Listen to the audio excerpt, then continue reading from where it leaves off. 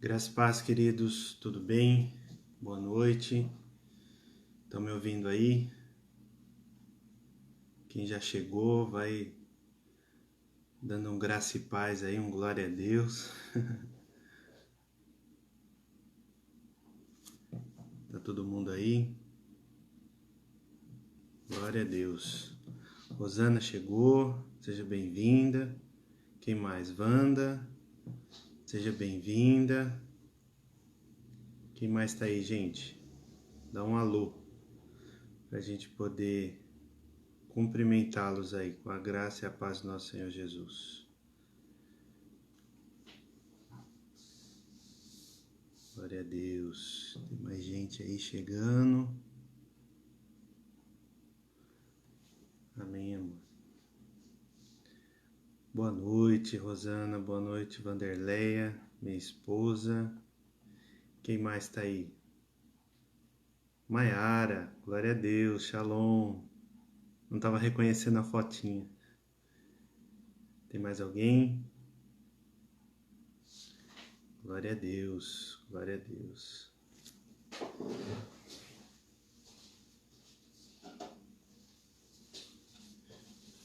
Vou pegar o reloginho aqui, senão me empolgo. Aí acabo passando muito do horário aí. Glória a Deus, queridos. Muito bom. Cláudia, Eliana chegando, graça e paz, Vanessa, Juliano, glória a Deus, sejam muito bem-vindos. Muito bem-vindos. Que bênção. Boa noite, queridos. Então, pelo horário, né? A gente vai começar orando. Aí depois fique até no final aí pra gente poder compartilhar, né? Orar pelos pedidos.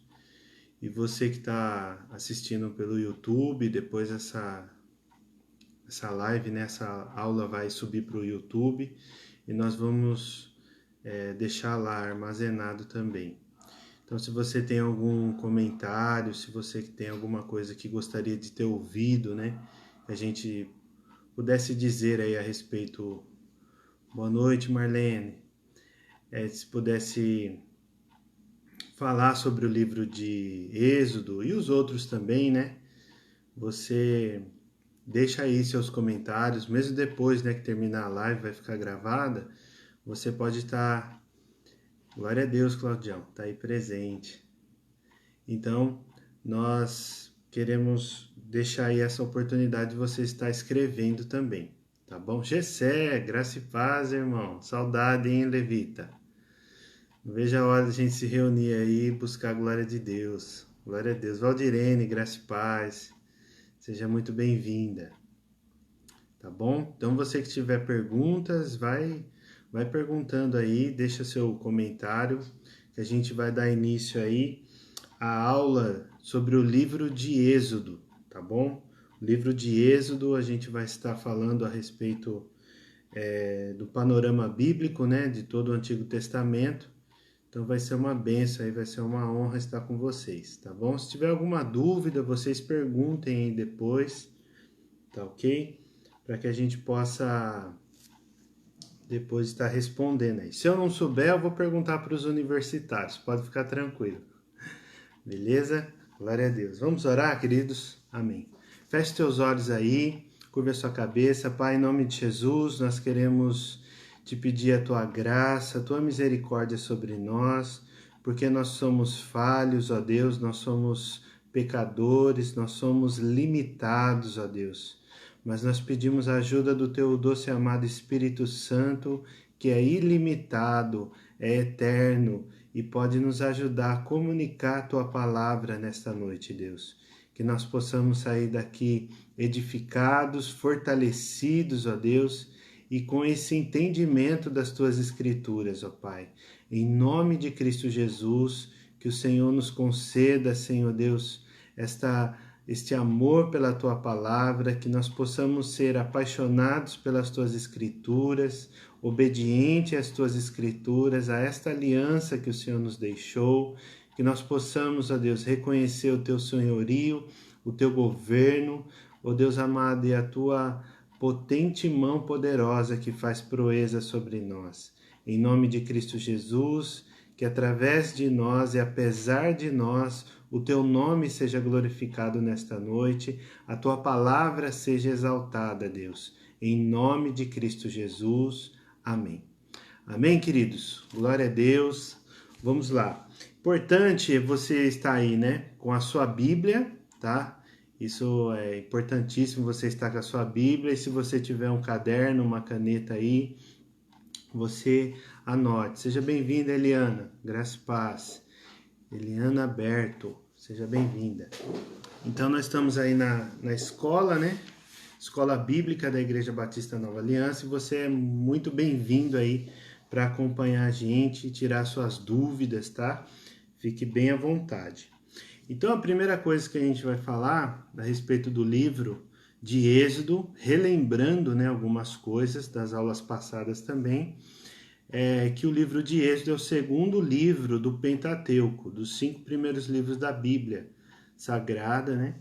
E reconhecido também pelo povo de Israel, como os judeus, né, os israelitas, como a Torá, né? O Pentateuco, os 5 primeiros livros da Bíblia, é reconhecido como a Torá. Tá? Depois tem um outro nome, que eu não me recordo agora, o nome hebraico, que ele diz a respeito dos que os sacerdotes, né? Os sacerdotes, os sacerdotes na época de Israel, no tempo de toda a história de Israel, eles têm 613 mandamentos. Então, dos 10 mandamentos, né, eles incluíram, através desses 10 e toda a lei, 613 mandamentos. Então, eles seguem esses 613, tá ok? Então, isso é uma coisa assim, só para a gente ir se sintonizando. Então, assim como o livro de Gênesis, que tem 50 capítulos, foi escrito por Moisés, Moisés também escreveu esses 40 capítulos de Êxodo, segundo os historiadores, né? Então, quem foi Moisés? Então, Moisés foi um levita, né, a tribo de Levi, que a gente vai ver aqui, e ele estava pronto para morrer, né? E Deus foi lá, tirou ele das águas, né, através da misericórdia, mas com outras considerações que a gente vai falar. E dali ele foi chamado por Deus, depois de 40 anos, para salvar, libertar o povo de Israel, através da poderosa mão do Senhor. Então, com isso, ele viveu 40 anos, tá? 40 anos na educação egípcia, depois mais 40 anos no deserto de Midian, que a gente vai ver daqui a pouco, e mais 40 anos tirando o povo do Egito, tá? Então, isso daí é falando sobre o autor. Então, por que ele escreveu, né? Ele escreveu essa história da libertação ao povo de Israel, né? Isso que ele escreveu. Onde ele escreveu foi no Egito, tá? No Egito que ele escreveu toda essa narrativa bíblica, né? E quando ele escreveu? Provavelmente em 1440 a.C. Então, quando José morre, né, o descendente de Abraão, a quarta geração de Abraão, José morre em 1600 a.C., provavelmente em 1430, 1440, ele escreve, antes de Cristo, ele escreve esse livro de Êxodo lá no Egito. Por que ele escreveu? Para promover esse registro, né, do poder de Deus e do seu compromisso com seus descendentes de Abraão. Tá ok? Então, essa é a primeira informação que a gente precisa ter na nossa mente quando a gente vai ler um livro da Bíblia, né? Quem escreveu, o que escreveu, onde escreveu e por que escreveu. Quando escreveu também, tá ok?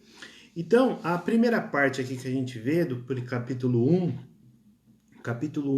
de Êxodo, do versículo 1 ao 7, ele vai estar falando da genealogia, da descendência, né, dos filhos de Israel. Então, essa descendência, as primeiras palavras do livro, então uma curiosidade também, né, antes da gente falar isso, que Êxodo significa, assim, do hebraico, outra tradução, nome do Êxodo. O nome de Êxodo é esse primeiro versículo aí. Estes são os nomes. Então, esses são os nomes. Aí, se você tiver com a Bíblia aberta, né, em Êxodo capítulo 1, você já vai ver aí. Êxodo capítulo 1, versículo 1. Estes são os nomes. Então, isso daí a gente já vai entender essa primeira parte do significado. Por quê? O livro foi escrito em hebraico antigo, né, como a gente já havia dito, hebraico antigo, e nesse hebraico antigo, não é uma cultura nova, aí depois ele foi traduzido para o grego. Então essa tradução às vezes teve alguma mudança. Então quem estava traduzindo lá na Septuaginta, né? Ele estava traduzindo o livro, ele pegou o contexto todo e viu ali e colocou Êxodo, né, que significa saída, mas na verdade no nome hebraico tem esse significado. Esses são os nomes dos filhos, tá? Primeira coisa. Então, com esses primeiros versículos aí que a gente vê as tribos, quem que saiu do Egito e tal, quem saiu de Canaã e foi lá para o Egito, né? Na época lá de José, quando a gente viu semana passada, então é uma continuação, tá? É uma continuação de Gênesis até Êxodo. Aqui já é como se fosse a continuação da história de Abraão, a história de Isaac, a história de Jacó, tá? Então essa continuidade que trouxe aqui essa primeira parte do livro de Êxodo. Depois nós vimos o quê? O versículo 8, a gente vai pulando, tá? Para não ficar muita coisa. Glória a Deus, Margarete. Ora por nós, a gente precisa de oração.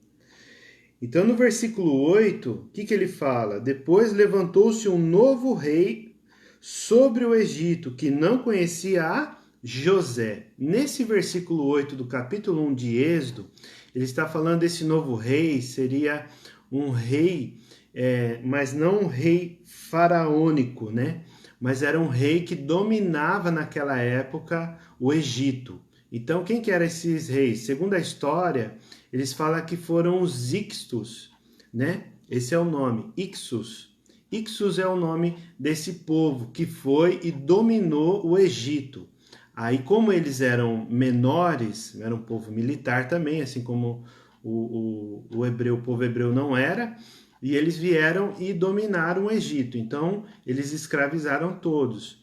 E aí, com isso, o povo hebreu, eles eram muito fortes, né, crescendo muito. Então, alguns historiadores dizem que os biblicistas aí, né, eles falam que teve de 2 a 3 milhões de habitantes, né, o povo de Israel, dentro do Egito. Então, com isso, tinha muito volume. Então, eles ficavam ali preocupados, né, com os hebreus, né, os Ixos, preocupado com os hebreus se eles iam querer dominar todo aquele lugar. Então, por isso que fizeram eles escravos, né? Porque se você observar, no versículo 12, mas quanto mais os afligiam, tanto mais se multiplicavam e tanto mais cresciam, de maneira que se enfadavam por causa dos filhos de Israel. Então, eles cresciam muito e ficavam, tipo, sem fazer nada, né? Mais ou menos assim.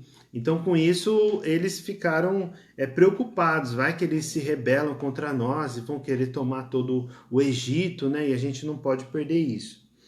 Então, aí, o que aconteceu? No versículo 15 do primeiro capítulo ainda, a gente vê uma parte bem interessante. Por quê? Porque as parteiras hebreias foram colocadas aqui para, numa condição de faraó, né, do rei do Egito. O rei do Egito, ele chegou e falou para as parteiras matarem todos os homens, os meninos, né, que iam nascendo do povo o povo hebreu. Então, todo menino que nascia, eles matavam, só deixavam viver as meninas. Então, olha só que crueldade. Só que as parteiras hebreias, com esse pesar, ela escondia, né, e não matava. Então ela falava que só nascia mulher e, né, na linguagem de hoje, super atualizada, passava um pano, né? Passava um pano lá e as parteiras hebreias obedeceram a Deus em vez de obedecer o rei do Egito. tá? E aí no capítulo 2 a gente vai começar a ver a história do nascimento de Moisés. Então a história do nascimento de Moisés, no versículo 1 aí a gente já viu que e foi-se um varão da casa de Levi e casou-se com uma filha de Levi. E a mulher concebeu e teve um filho.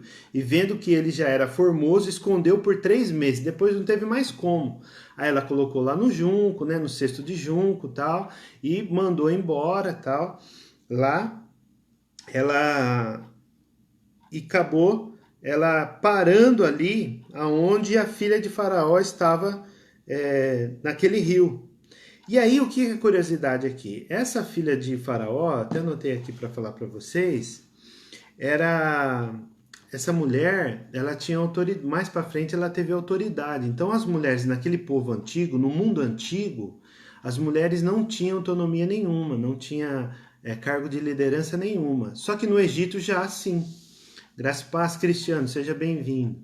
Então, lá no mundo antigo, sim, né? Então, eles, no Egito, especificamente, eles já recebiam cargos, né? Então, até que uma mulher, mais para frente, ela foi rainha do Egito, né? Cleópatra e uma outra lá. Então, aí, o que a gente vê? Que por causa daqueles deuses do Egito que eles cultuavam, o que essa mulher pensou? Essa filha de Faraó?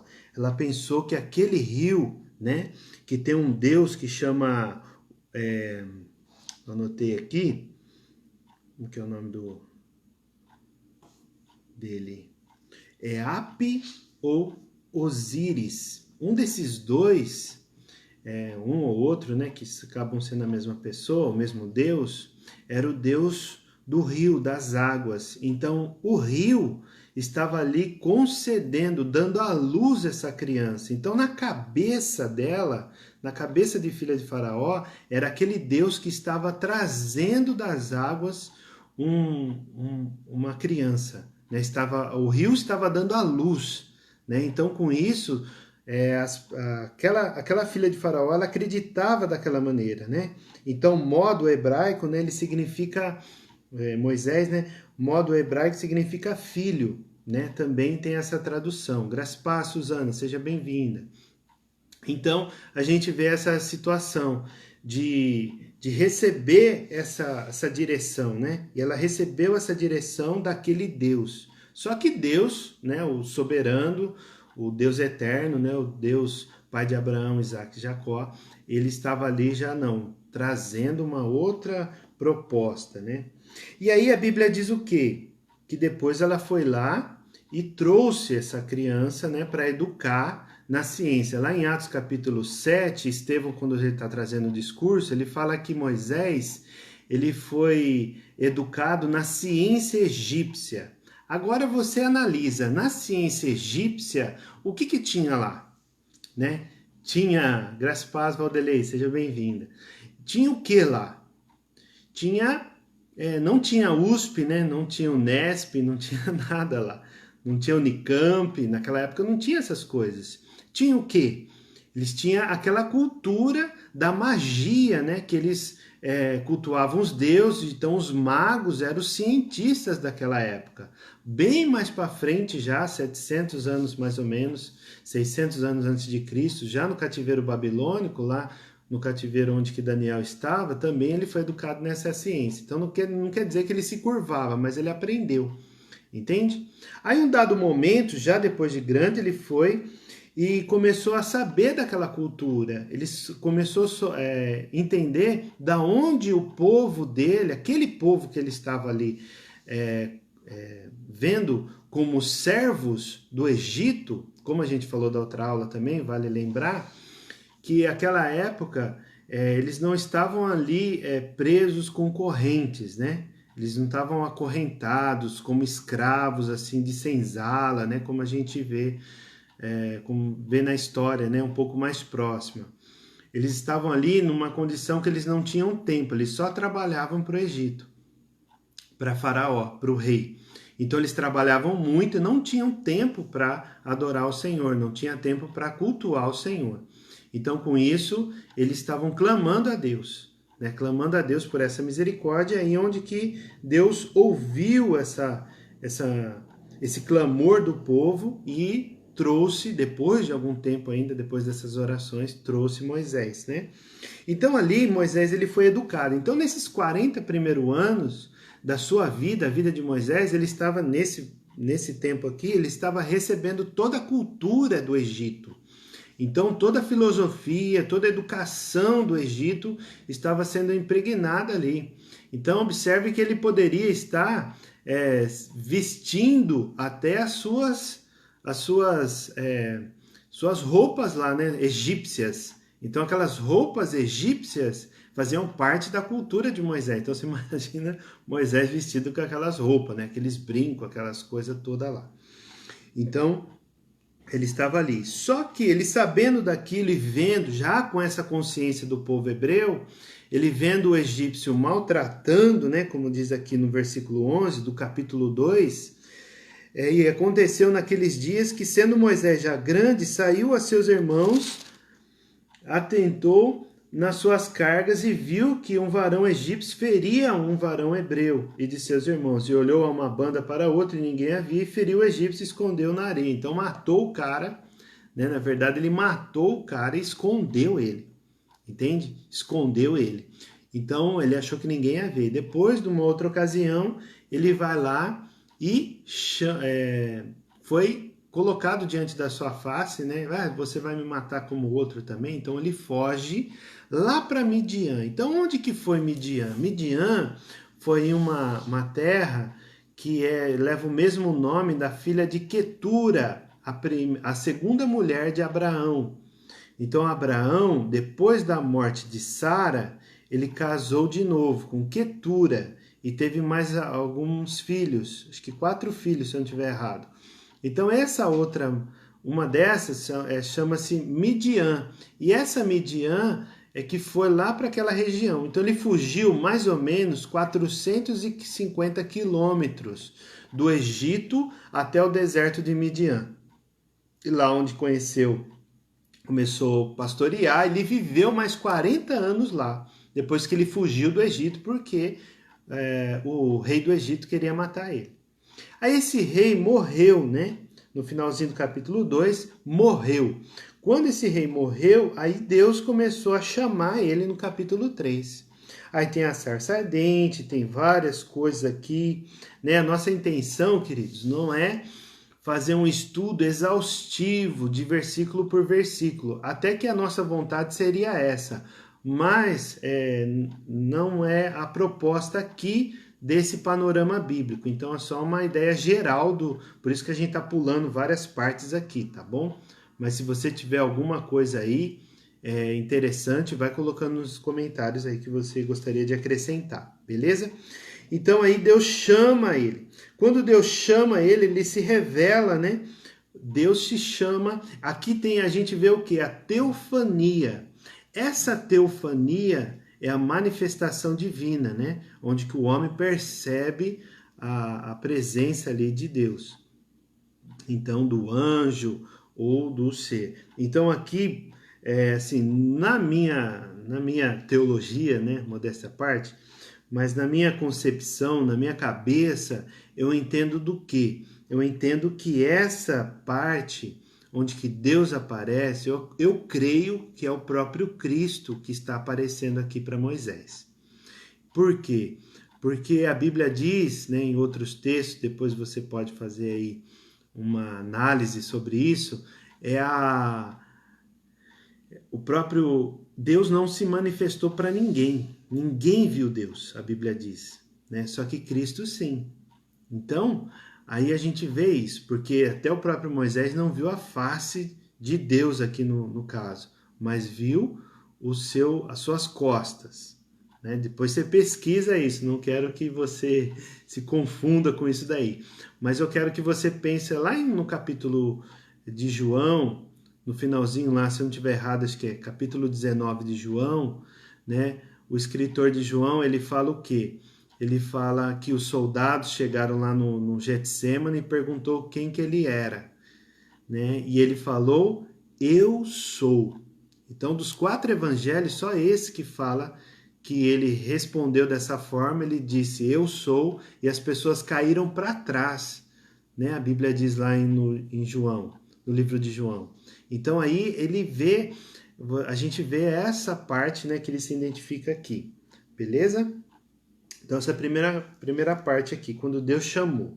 Então eu acredito, né, que essa é a teofania, né, de Jesus, no capítulo 3. Já no capítulo 4, Deus concede esses poderes para Moisés. Então tudo aquilo que ele ia usar lá na frente contra os deuses, nas pragas, ele está revelando aqui, né, como que ele iria usar Moisés, né? Usar Moisés. E a gente vê lá no versículo 27, quando Moisés já está voltando, né, do deserto, ele está voltando, saindo do deserto e voltando para o Egito, a gente vê no versículo 27 o quê? Disse também o Senhor a Arão, vai ao encontro de Moisés ao deserto. E ele foi e encontrou no monte de Deus e o beijou. Então agora você imagina, lembra lá, 450 quilômetros, né? Então você imagina que aqui a distância de Araraquara, onde nós estamos, até Araçatuba dá mais ou menos essa distância, 400 quilômetros aí, é longe pra caramba, né? Então é quase 2 vezes a ida até São Paulo. Então você vê que no meio não tinha Wi-Fi, não tinha WhatsApp, não tinha avião, não tinha nada, tinha carro, não tinha nada. E eles no meio do caminho, né? Eles se encontraram nesse monte de Deus. Onde seria? Na metade aí, provavelmente, né? Provavelmente seria o Monte Sinai, tá? Onde a gente vai ver mais para frente o que aconteceu lá. Então, aí a gente vê esse encontro. Então, foi um encontro perfeito, né? Que Deus proporcionou entre Arão, o seu irmão, e Moisés. Então, os dois irmãos se encontraram ali e ele, como diz aqui a palavra, né? E o beijou. Então eles tiveram aquele encontro, né? De saudade, né? Por tantos anos longe um do outro. E a gente viu essa parte aí. Tá certo, queridos?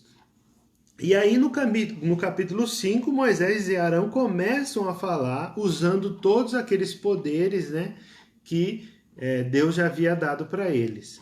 Então eles começam a dialogar e Faraó ele já se enfurece e começa a aumentar o trabalho, afligir mais o povo.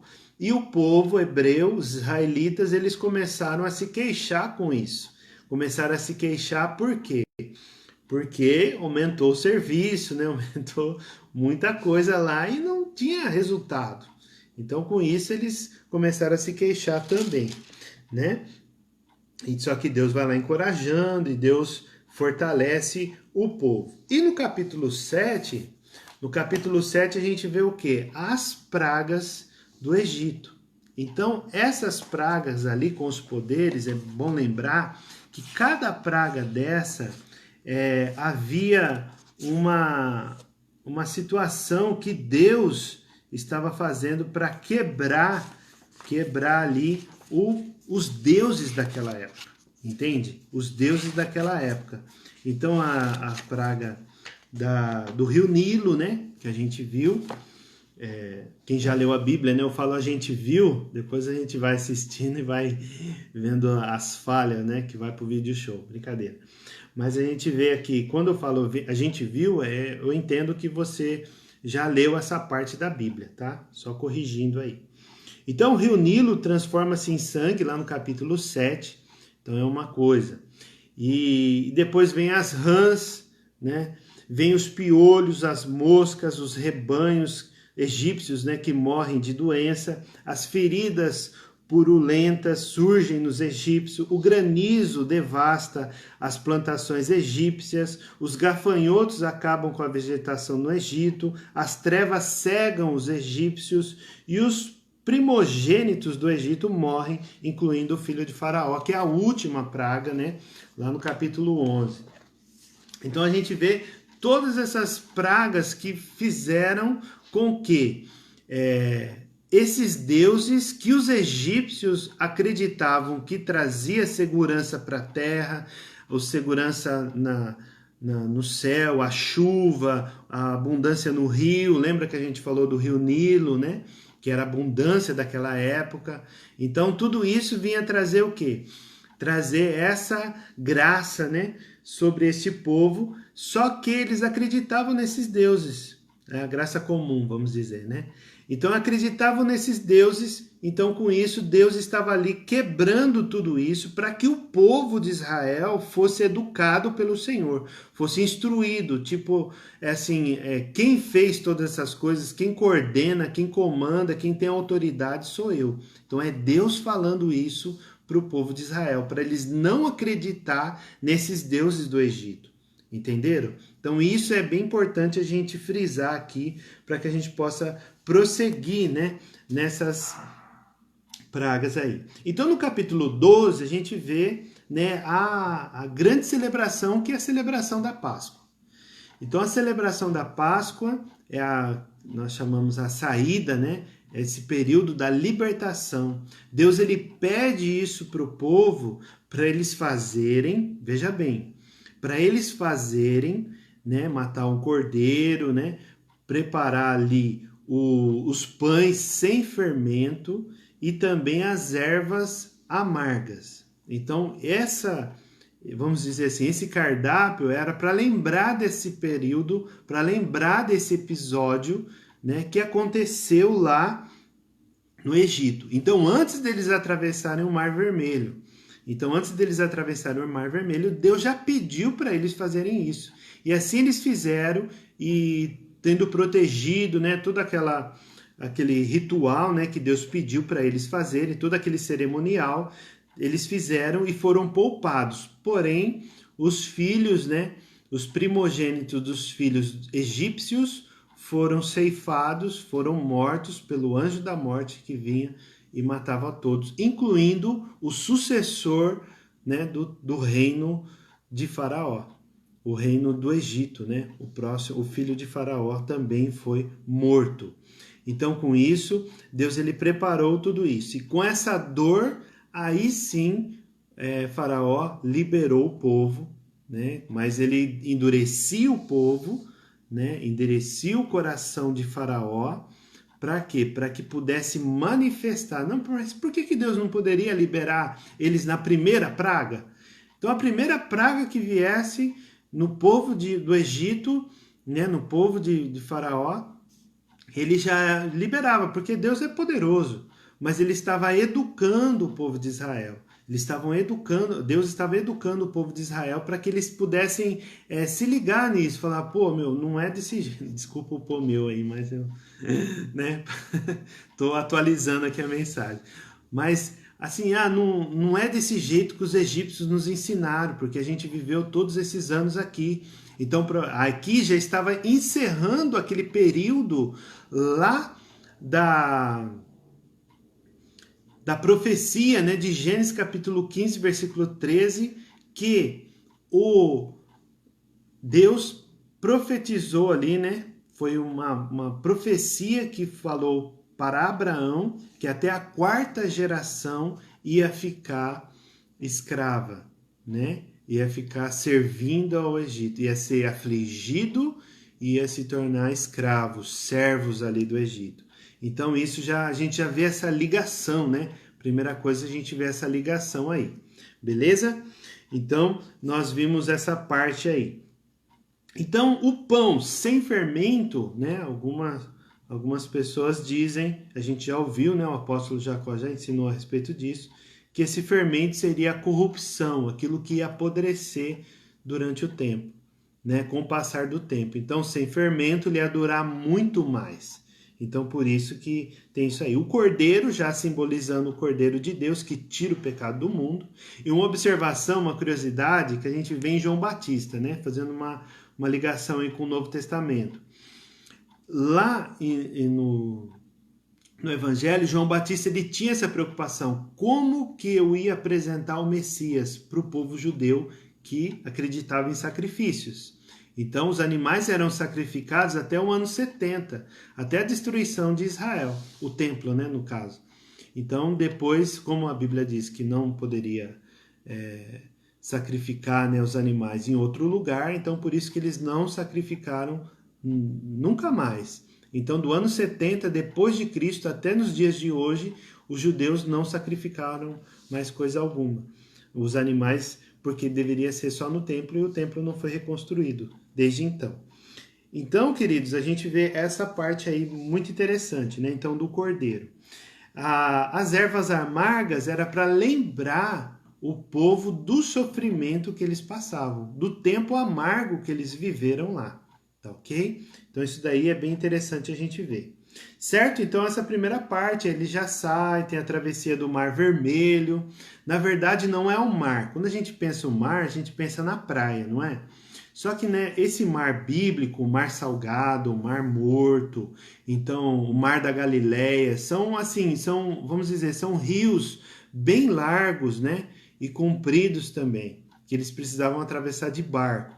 Então isso, na cabeça deles, eles entendiam, né, mar, não sei assim dizer a palavra hebraica, né, se essa é a tradução mesmo para mar, ou se tem outro tipo de tradução. Mas a gente entende até então que esse é uma parte que eles entendem que é mar. Só que não é esse mar, é um rio bem grande, tá? Bem largo nesse sentido. Então, o mar vermelho, se você pesquisar, essa tradução não tem muito a ver, né? Porque do hebraico ele traz o quê? É mar do junco, mar junco. Então, aquelas coisas que tem lá dentro do rio, né? Então, essa tradução, por que então não foi traduzida agora com essa tecnologia, com esse conhecimento, né? No século XXI, tantas traduções aí, NVI, nova tradução da linguagem de hoje, a nova versão transformadora, por que não colocou o mar junco, né? Mas esses biblicistas, eles falam que é importante deixar a tradição, tá? Então, só para você saber dessa parte que existe, mas depois você pode pesquisar. Mas vamos manter aqui a tradição do Mar Vermelho, tá ok? Então, o Mar Vermelho, ele trouxe isso, né? E eles atravessaram esse mar, e alguns historiadores falam assim, por que ele já não subiu para Canaã e desceu ali pela península do Sinai? Então, a península do Sinai, o que é? É o Monte Sinai, né? Aquela parte, né, do Sinai, né? Assim, mais ou menos. E aí tem entre rios, né? Então o rio ele banha toda aquela parte ali do Sinai, né? Então aquela península. Então eles estavam atravessando lá em cima, eles poderiam subir para Canaã. Só que o que eles fizeram? Eles atravessaram aquele Mar Vermelho aqui no comecinho e desceram, né, para cá, até chegar no Monte Sinai, mais ou menos aqui. É só para você ter uma ideia, né? Se você olhar no mapa aí você vai entender. Então essa parte, por que eles atravessaram aqui em cima? Né? Eles atravessaram aqui em cima e já desceram, em vez de subir reto lá, subir para cima. Subir para cima ficou ruim, né? Mas subir na direção de Canaã. Porque o Egito, ele dominava toda aquela parte. Então, por isso que eles desceram também mais para o sul. Só que, consequentemente, essa parte do sul tem o Monte Sinai, onde provavelmente Arão e Moisés se encontraram. Então, nesse monte, onde que Deus trouxe ali a revelação, né, mais para frente ali dos mandamentos, que a gente vai ver. E no capítulo 17, queridos, já pulando bastante aí, porque senão o nosso tempo não dá, no capítulo 17 a gente vê uma curiosidade bem interessante, Êxodo capítulo 17. A gente vai ler um trecho aqui para ter um maior entendimento, tá? Do versículo 1 ao versículo 7. Se você tiver com a sua Bíblia, graças a paz, Cris, Ricardo, sejam bem-vindos. Vocês pegam um começo lá no YouTube. Então, a gente vê aqui no capítulo 17 de Êxodo, se você tiver com a sua Bíblia aberta aí, no versículo 1 diz assim, depois toda a congregação dos filhos de Israel partiu do deserto de Sim, pela sua jornada, segundo o mandamento do Senhor, e acamparam em Redifim, e não havia ali água para o povo beber. Então, a primeira coisa a gente vê aí, não havia água naquele lugar. Então, contendeu o povo com Moisés e disse, né, o povo começou a brigar ali com Moisés, dá-nos água para beber. E Moisés lhes disse, por que contendeis comigo, né? Eu sou o quê, né? Eu vou dar água, vou dar pão, vou dar tudo para vocês, eu não dou nada, quem dá é Deus, mais ou menos assim ele quis dizer aqui. Por que tentais ao Senhor? Mais uma pergunta que Moisés faz para o povo. Tendo, pois, ali o povo sede e água, o povo murmurou contra Moisés e disse: Por que nos fizeste subir do Egito para nos matares de sede, a nós e aos nossos filhos e ao nosso gado? E clamou Moisés ao Senhor, dizendo: Que farei a este povo? Daqui a pouco me apedrejarão. Aí no versículo 5 de Êxodo 17 diz assim: Então disse o Senhor a Moisés: Passa diante do povo e toma contigo alguns dos anciãos de Israel, e toma na tua mão a tua vara com que feriste o rio, e vai. Olha só, observe bem. No versículo 6: Eis que eu estarei ali diante de ti sobre a rocha, em Horebe, e tu ferirás a rocha, e dela sairão águas, e o povo beberá. E Moisés assim o fez diante dos olhos dos anciãos de Israel, e chamou o nome daquele lugar Massá e Meribá, por causa da contenda dos filhos de Israel, e porque tentaram ao Senhor, dizendo: Está o Senhor no meio de nós ou não? Né? Então aqui a gente vê essa primeira parte. Glória a Deus. Então a gente vê. Que bom que vocês estão gostando aí. Vão deixando as suas perguntas, tá? Deixa as suas perguntas aí para a gente poder depois estar falando. Beleza, queridos? Glória a Deus por isso. Então vamos lá.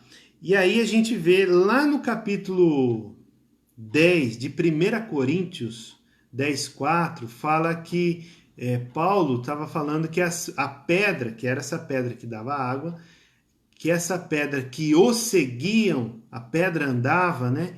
A pedra o seguiu, a pedra andava, era o próprio Cristo. Então aqui a gente para um pouco para entender essa parte. A pedra andava ou não?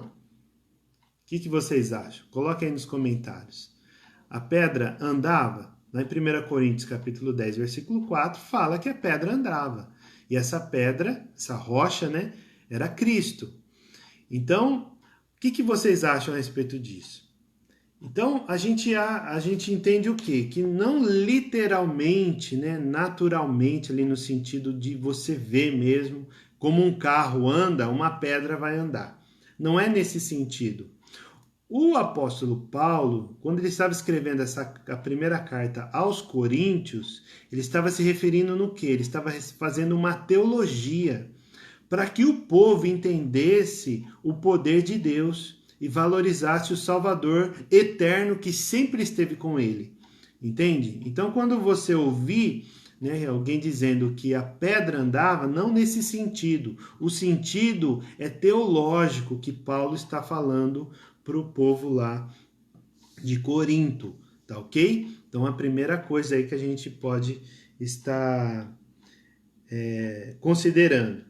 Tá ok? Aí depois tem os amalequitas, né? E Deus vai fazendo aí. No capítulo 20, a gente vê os 10 mandamentos, né? Então, os 10 mandamentos aqui que Deus revelou para Moisés. Então, uma coisa que a gente precisa entender aqui, que esses mandamentos significam a aliança da lei. Então aqui é uma outra parte que começou a contar do povo de Israel para com Deus. Antes, Deus havia dito o quê? Que existia a lei, a aliança abrâmica. A aliança abrâmica de Abraão e a aliança da lei. Então a aliança abrâmica quer dizer o quê? Que Deus é que fez.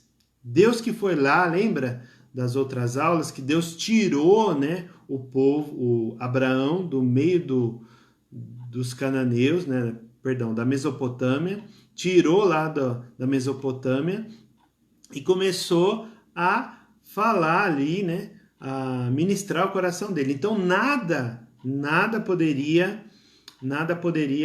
impedir. Em Redifim, já é a pergunta aqui do Cláudio, né, e da Eliana, porque a Eliana vai na frente, a foto é da Eliana, eu sempre falo a Eliana primeiro. Desculpa aí, Claudião, mas eu sei que você está aí no QAP e QRV. Mas é importante, queridos, é entender o lugar, né? A localização de Moisés foi lá em Redifim, já foi bem lá no sul, na península do Sinai, né? Lembra onde que Arão foi mais ou menos naquela região. Então, quando você olhar no mapinha, você vai ver essa parte aí, tá? Então, no Monte Sinai, no Monte Redifim, né? Na terra de Redifim, tá ok?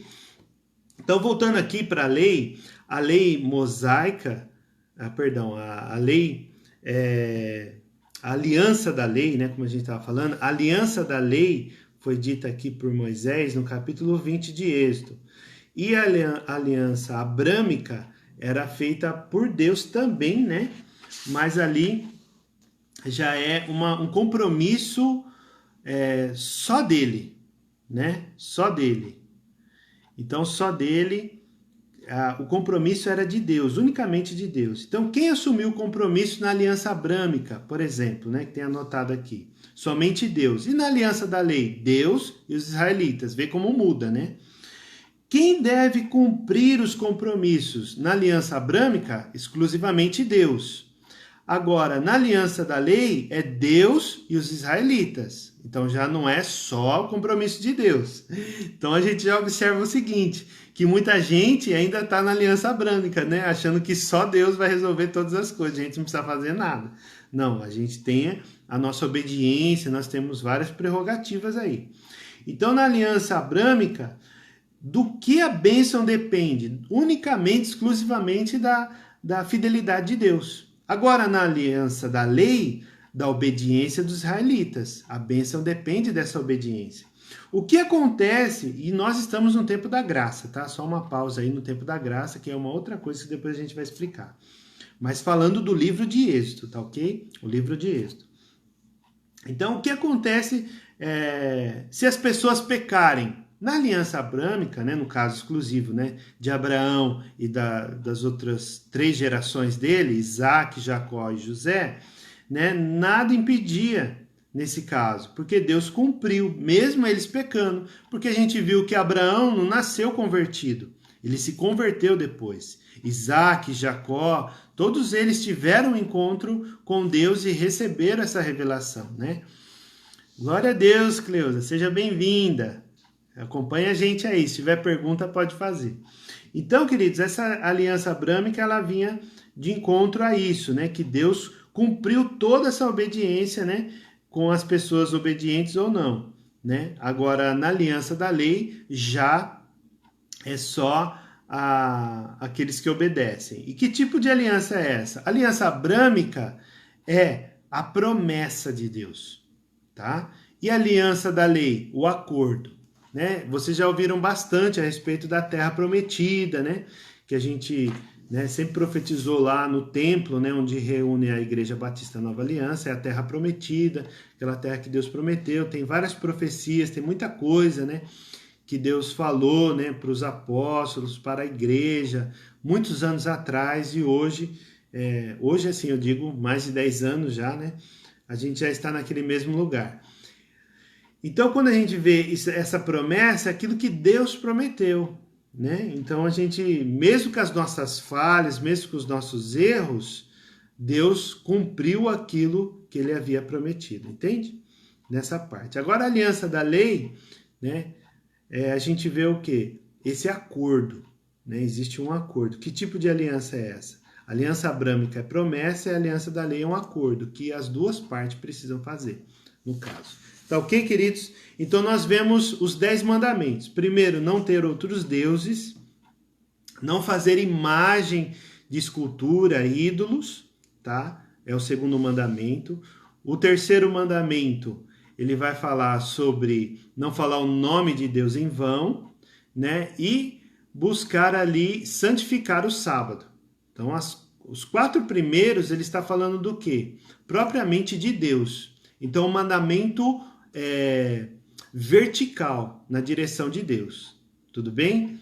E depois, no quinto em seguida, ele vai falar, não adulterarás, né? Não falar o nome do Senhor em vão, não matarás, não roubarás, não cobiçarás. Então, todos esses outros mandamentos, ele está falando sobre o quê? Do relacionamento entre as pessoas.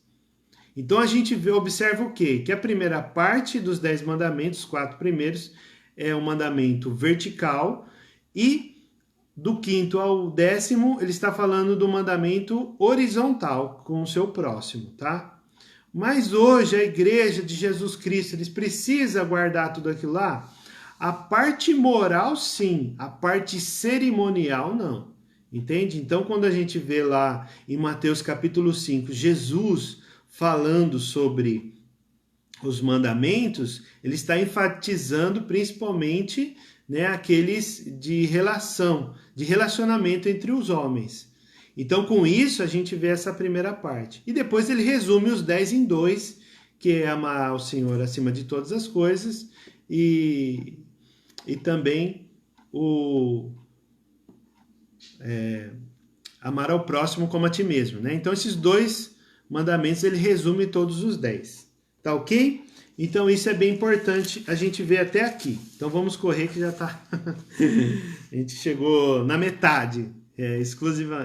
Especificamente na metade aqui. Então, aí depois no capítulo, avançando bastante, ele fala das leis, né? Até no 23, 24, tem algumas outras leis também, que ele acrescenta, né? Deus fala com Moisés, e Moisés acrescenta no livro. Aí no capítulo 2, queridos, preste muita atenção nisso, que isso é bem interessante. No capítulo 2... capítulo 32, perdão, o que a gente vê? Vê o bezerro de ouro, mais cargas d'água. Por que aconteceu isso? Quando Moisés estava no monte ainda, o povo estava ali pressionando Arão, seu irmão, que era o primeiro sumo sacerdote na história bíblica, na narrativa bíblica. O primeiro sumo sacerdote era Arão, pressionou o cara não aguentou a pressão e pegou lá os deuses. Da onde surgiu esse bezerro de ouro? Da onde eles tiveram essa ideia do bezerro de ouro? Fala para mim, se Deus já tinha feito todo aquele milagre, já tinha pegado água onde não tinha, deu de comida, deu tantas coisas, por que ele fez isso? Ele fez, queridos, eles fizeram, né? O povo de Israel fez isso por causa da cultura lá do Egito, entende? Então tem 2 coisas aqui que os historiadores eles apontam. O monoteísmo, que é o único Deus, e o enoteísmo. Lembra de eno lá, para quem está com azia, né, queimação, põe na aguinha. Então é esse enoteísmo, só que esse eno é com H, tá? Então, enoteísmo.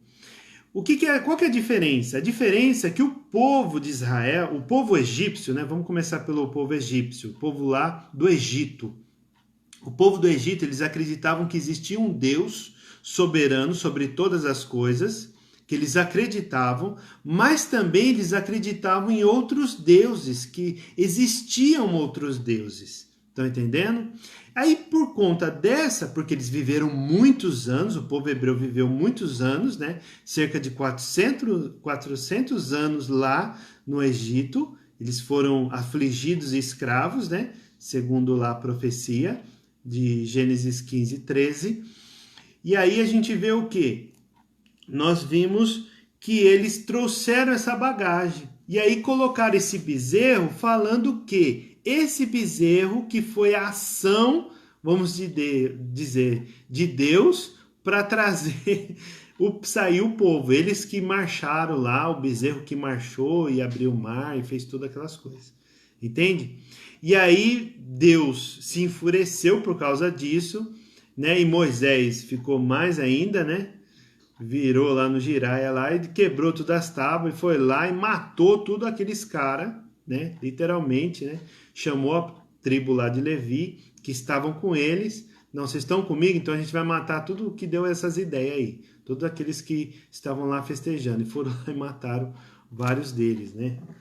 Então isso aí a gente vê essa diferença. Então o povo hebreu, eles trouxeram essa cultura enoteísta para poder justificar aquilo lá, porque Moisés estava demorando muito.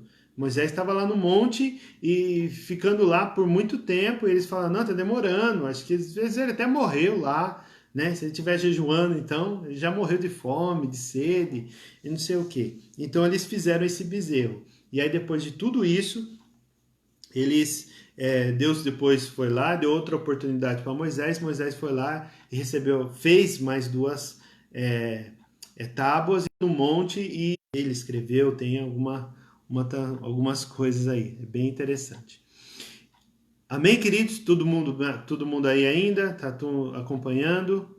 Vai perguntando aí se precisar, tá ok? E aí, queridos, nós vemos lá no capítulo 33, já indo para o 40, nós vemos uma diferença da tenda do encontro e também do tabernáculo. São duas coisas diferentes. Depois, no final, vai ser uma coisa só. Mas a tenda do encontro, a gente já começa a falar sobre oração. Porque tenda do hebraico lá, os professores de hebraico, eles falam que tenda tem uma palavrinha hebraica lá que significa o lugar que Deus habita. O lugar que Deus habita. Entende? Que Deus se revela, né? O lugar que Deus se revela. Então, tenda significa o lugar que Deus se revela. Então, Moisés, ele armava essa tenda. Essa tenda era feita de pele de animal, né? Feito lá um puxadinho lá, e onde ele levava, né, essa tenda. Então, ele montava, era portátil, né, vamos dizer assim. Então, ele pegava todo esse equipamento. Imagina aí, Vanessa e Juliano, a barraca de praia, né? Então, ela é montada.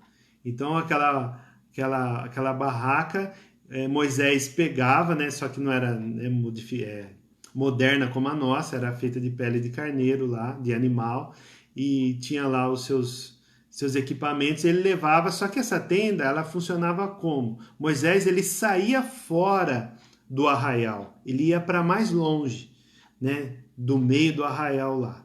E ali onde ele recebia a revelação de Deus, as instruções do Senhor para o que fazer com essa multidão de gente, né? Saindo até chegar na terra da promessa, que Deus havia prometido lá para Abraão, e eles estavam indo conquistar agora, depois de mais de 600 anos, né? Mais ou menos. Bem mais de 600 anos. Então a gente vê isso daí. E tabernáculo, depois Deus foi lá, pediu para eles, né? Pediu para eles algumas coisas, alguns utensílios, né? E esses utensílios, a gente vê o quê? Que foram feitos o tabernáculo. Só que esse já não foi colocado fora do arraial como a tenda. O tabernáculo colocava no meio do acampamento. Entende? Colocava lá no meio do acampamento. Então a gente vê essa coisa bem interessante. Então, no tabernáculo, só relembrando, né, como que era o tabernáculo lá de Israel. Esse tabernáculo, ele era desmontado e eles desmontavam e levavam todo para outro lugar quando a nuvem ia, né, direcionava eles para outro lugar, outra geografia. Como o povo hebreu, lá desde a época de Abraão, era um povo nômade, então vivia por um tempo, eles ficaram acho que mais tempo agora, né, no Egito, mas a cultura deles era de estar andando, né, por entre as terras ali próximas. Então isso daí é a tenda. A Vanderlei está colocando aí, Ova, acho que é profética a nossa tenda. Glória a Deus. Então, queridos, aí a gente vê o tabernáculo lá dentro, né? Lá dentro do acampamento. Então lá, o que nós temos? A primeira coisa que a gente entra, vai visualizando aí. A gente entra no arraial, lá no pátio do tabernáculo, o que a gente vai encontrar? A gente vai encontrar o altar do sacrifício, o altar do holocausto. À sua esquerda, você entrando, você vai encontrar isso. Então, ali onde que matava o animal, pegava o sangue e tudo mais. Então, só o sumo sacerdote fazia isso. O que ele fazia? Depois ele pegava, ia lá, lavava as mãos na bacia de bronze. Então, tem toda uma narrativa, né? A Bíblia diz aqui no livro de Êxodo sobre o lavar as mãos, lavar os pés, né? Era um costume, além de ser uma hospitalidade do povo hebreu, principalmente quando a gente vê lá em Abraão e os seus filhos, seus descendentes, né? A gente vê isso. E aí, queridos, a gente entra na primeira parte, propriamente dita ali, do tabernáculo, aquela parte fechada. Então, essa parte fechada, do lado esquerdo, nós vamos ver o quê? O candelabro, né? O candelabro lá do incenso. Então, ali nós vemos o poder do Espírito Santo, né? Trazendo para a nossa realidade hoje. O poder ali do Espírito Santo da iluminação. E do lado direito, a mesa dos pães, né? E um pouquinho mais à frente, nós vemos o quê? O altar do incenso, né? Que eles ofereciam lá naquela época. Aí tem uma cortina onde só o sumo sacerdote entrava, que estava a Arca da Aliança. A Arca da Aliança que era o símbolo, né? Que eles usavam ali para poder receber a glória de Deus. Então a intenção do tabernáculo era o quê? Receber a glória de Deus. Então ali estava simbolizado 2 anjos, né? 2 anjos em cima da arca, 2 querubins, e o sumo sacerdote jogava aquele sangue que ele matou o animal lá atrás, jogava no propiciatório, na tampa do propiciatório, lá naquele lugar. E lá dentro da arca, né? Só relembrando, a gente encontrava o quê? O bordão de amendoeira de Arão, o maná celestial e as tábuas dos 10 mandamentos. Então ali dentro da arca, que era a presença de Deus, o guia, o sustento, né? E a palavra de Deus estava tudo ali dentro da arca da aliança. Amém? Então isso daí é bem importante a gente entender. E aquele sangue ficava lá, viu, queridos? Ninguém mexia, não. Então eles jogavam aquele sangue lá em cima e ficava aquela crosta lá em cima da Arca da Aliança. Não é bonitinho como a gente vê hoje, não. Então só o sumo sacerdote entrava lá e fazia isso. Então a gente vê essa parte maravilhosa. E nós entramos aqui para o término, né, do livro, no capítulo 40. Então a gente pegou esses pontos, né, na minha ótica, aí, os principais pontos, para que a gente possa entender o livro em si, né? Por que ele escreveu tudo isso. Então teve fatores importantíssimos, que foi o nascimento de Moisés. Depois nós tivemos, quem mais? As pragas do Egito, né? O chamado de Moisés, as pragas do Egito, a saída do Egito, esse percurso todo, né? Esse percurso todo aí de Canaã, até chegar em Canaã, né? Mas nesse percurso, Deus falou com ele, com Moisés, no Monte Sinai, e todas essas coisas aí que nós vimos. Tá ok? Beleza, queridos? Alguma pergunta? Vão perguntando aí. Tem alguma coisa que vocês querem perguntar? Vai escrevendo aí. Escreva, mesmo que você está assistindo depois que estiver gravado, você coloca aí, né, a sua pergunta, que depois a gente vai estar vendo as suas perguntas e vamos respondendo também, tá ok? Amém, queridos? Glória a Deus. Então, alguém tem pedido de oração? Vamos orar? Já deu nosso tempo aqui, né? A gente vai procurar fazer em torno de 1 hora, no máximo, 1 hora e pouquinho. Tem algum pedido de oração? Vamos orar, né? Continuar orando aí pela nossa cidade, pelo Brasil, pela igreja. Ontem, o pessoal da Igreja Batista aí, Nova Aliança, estava lá, os apóstolos Jacó e Norma estavam lá na igreja, né? Orando pelas pessoas que foram até lá, receberam doações, né? Recebeu mais de 10 cestas básicas lá, para a glória de Deus, né? Deus foi glorificado com isso. Então a igreja continua trabalhando, mesmo nos bastidores, né? A igreja continua se mobilizando e através das células tem abençoado muitas pessoas. Então, se você quiser fazer parte, eu sei que a maioria aqui já está fazendo, né, na igreja local, mas procura a igreja que você congrega e ofereça ajuda, né? Ofereça ajuda ao pobre, né, ao aflito nessa hora, o desempregado. É importante você ser igreja nesse tempo, né? Deus está trazendo essa oportunidade de você ter essa oportunidade, né, de receber a bênção de Deus aí, né? Muitas pessoas estavam lá. para a glória de Deus. Amém, queridos? Glória a Deus. E sábado é a vez da Vandinha, né? E o pessoal vai estar lá também recebendo a partir das 10 da manhã, né, mais ou menos, das 10 até as 3 da tarde, um horário assim, eu não me recordo agora, mas vai estar um período bem importante lá, que vai ser bênção. Tá ok, queridos? Amém? Sem perguntas, sem pedidos de oração, só teve uma pergunta, hein? Vamos perguntar mais, viu, gente? Sei que tem bastante coisa nova, né? Muita informação nova, então por isso que... Mas se tiver alguma dúvida, deixa aí a sua pergunta. Mais tarde a gente vai responder. Glória a Deus. Vamos orar então. Amém. Então esse mesmo horário que a Wanda está falando aí. Amém? Vamos orar, queridos. Feche seus olhos. Pai amado, em nome de Jesus, nós queremos te agradecer, Deus, pela tua graça e misericórdia. Obrigado por esse tempo da exposição aqui, Deus, desse panorama do livro de Êxodo. Deus, tem muitas coisas que nós gostaríamos de falar, mas vamos deixar para a próxima vez, Senhor. Que o Senhor nos ajude, nos dê graça e que na próxima semana possamos estar aqui, Deus, fazendo esta obra e exaltando o teu nome através das tuas escrituras, ó Pai.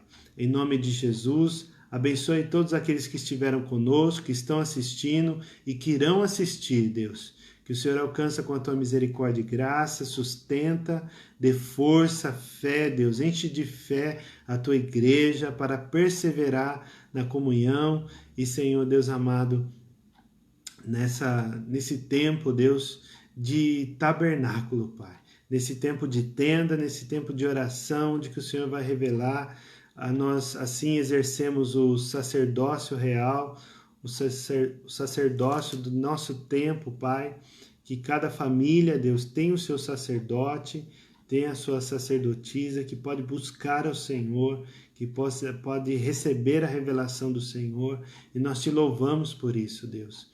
Pai amado, em nome de Jesus, que o Senhor alcance a saúde, Pai, todos os profissionais da saúde, da segurança, Senhor Deus, aquele que está desempregado, Senhor, traga o alimento, traga o pão, Senhor, para aquele que precisa. Abençoe, Deus, poderosamente, Deus, a vida de cada um dos teus filhos. Senhor Deus amado, a tua igreja, fortaleça, Pai amado, que a cidade de Araraquara, o estado de São Paulo, Deus, e o Brasil, Senhor Deus, que o Senhor tenha misericórdia, que o Senhor nos ensine, Deus, a tua vontade, a tua soberana vontade no meio dessa aflição, no meio, Senhor Deus amado, de todos esses problemas que temos visto muitas pessoas passarem. Ó Deus, eu sei que o Senhor não tem atingido alguns, Pai, Deus, de uma forma direta, mas é uma certeza que o Senhor tem atingido todos de uma forma indireta, Pai, com essa situação. E com isso nós possamos olhar para o Senhor, contemplar a Tua face e buscar a Tua face, Deus. Que nós possamos, assim como Moisés, Senhor Deus, estar buscando ao Senhor para receber a direção para a nossa família, Deus. Assim como Pedro também diz nas suas cartas, que nós somos nação sacerdotal, Pai. Nação forte, Deus. Nação de sacerdotes, ó Deus. Em nome de Cristo Jesus. Abençoe todos os profissionais liberais, Senhor Deus, que estão, Senhor Deus, restringidos ali. Que o Senhor possa, Deus, ter misericórdia e trazer a tua graça, o sustento para cada um deles. Em nome de Cristo Jesus. Amém, queridos? Glória a Deus. Deus te abençoe. Foi um prazer mais uma vez estar aqui com vocês e que nós possamos estar sempre conectados, né? Através dessa ferramenta aí que Deus nos deixou, nos permitiu ter acesso. Amém? Um beijo no coração, graça e paz.